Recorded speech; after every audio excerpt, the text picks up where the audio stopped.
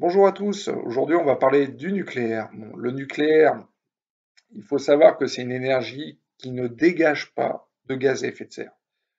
Donc, dans la transition écologique qu'on veut faire, ça peut être une alternative qui est intéressante.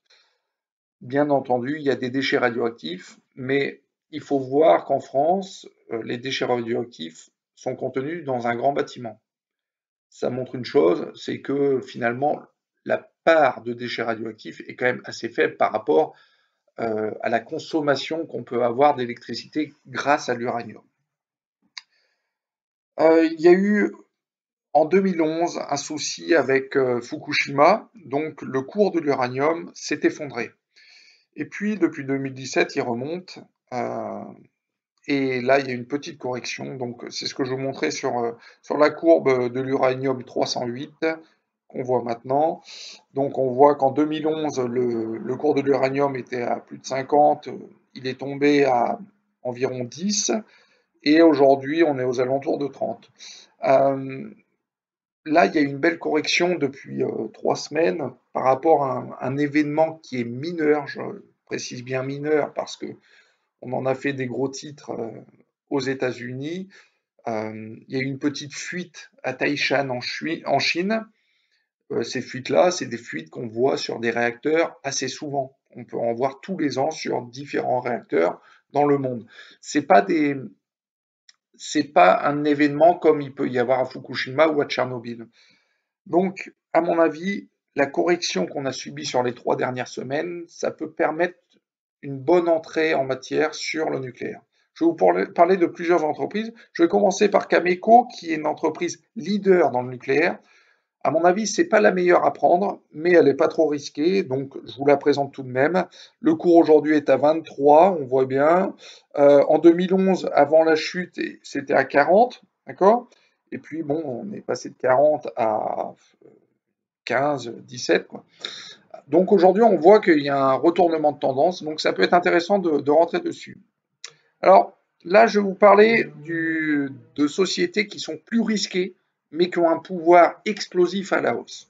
Je vous montre par exemple UX Corp. Donc on voit qu'en septembre 2020, on était en dessous de 0,2, on est monté au-dessus de 0,4, ça a été multiplié par plus de 2. Et lorsqu'on voit ça, on se dit, bon, bah, c'est peut-être pas le moment de rentrer parce que finalement, il y a une explosion du cours. Et vous allez voir, lorsque je vous montrerai sur le long terme, que finalement, ça peut être quand même une bonne entrée. Donc là, je vous montre le cours sur le long terme. Vous voyez, j'ai remis le petit point de 0,30 en 2003, et vous voyez bien que l'explosion qu'il y a eu derrière, ça a été multiplié par 30 par rapport à un prix d'aujourd'hui. Je ne dis pas que ça va être multiplié par 30 encore aujourd'hui, mais vous pouvez très bien estimer une, une multiplication par 5 ou par 10. Voilà. Surtout si le cours continue à augmenter, le cours de l'uranium. Donc pareil, Peninsula Energy, pardon, c'est l'une de mes préférées parce qu'elle a très peu monté. Donc là, on est à 0,17. Donc il y a eu cette correction qu'on voit depuis le mois de juin. On était passé au-dessus de 0,20, c'est descendu à 0,14, et là on commence à reprendre une hausse intéressante. Et vous allez voir sur le long terme que celle-ci, elle a eu des pics. Alors si on prend une moyenne des pics hauts, le minimum ça serait 2, donc c'est déjà du x10 bien entendu. Le maximum il est à 8. Bon, j'ose pas espérer que ça aille à 8, mais si on peut estimer 4 en maximum, donc c'est-à-dire qu'on peut faire du x10 à x20 sur cette société. Donc elle est très intéressante. Moi, je me suis positionné dessus, hein. Donc j'ai vendu Carclo, je vous avais présenté, j'ai fait x2,5 dessus, et c'est pour ça que je vous présente ces sociétés.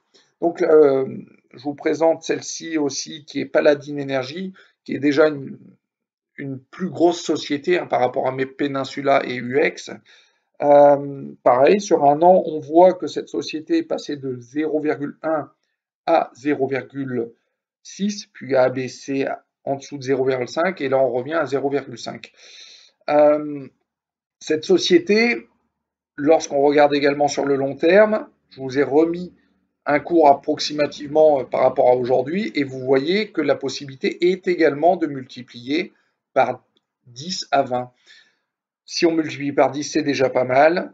Même si c'était que 5, bon, bah, on se contentera de 5. Mais en tout cas, je pense que c'est des sociétés qui ont un avenir florissant. Il ne faut pas mettre une grosse part de votre portefeuille dessus parce que les risques sont assez énormes. Vous voyez que ça peut être divisé aussi par 10. Aujourd'hui, au cours d'aujourd'hui, ça ne sera pas divisé par plus que 2 ou 3, mais vous avez de grandes chances de faire x5 à x10. Voilà. Donc, à vous de voir la part de portefeuille que vous voulez mettre sur ce genre de société. Moi, pour ma part, j'ai mis 15% de mon portefeuille sur le nucléaire. J'ai mis 6 000 euros, par exemple, sur Paladin. Euh, et puis, j'ai dû mettre 2 à 3 000 euros sur chaque société que je vous ai montré avant. J'en ai mis même une autre qui s'appelle Western Vanadium and Uranium. Voilà, donc à vous de voir, mais je pense que ça peut être intéressant sur du long terme. Bien sûr, n'essayez pas de voir sur du court terme, parce que vous risquez d'avoir ce qu'on appelle un background, c'est-à-dire une diminution temporaire qui peut faire de 10 à 20%, mais sur le long terme, vous pouvez faire du 400, 500, voire 1000%. Voilà, merci et à bientôt.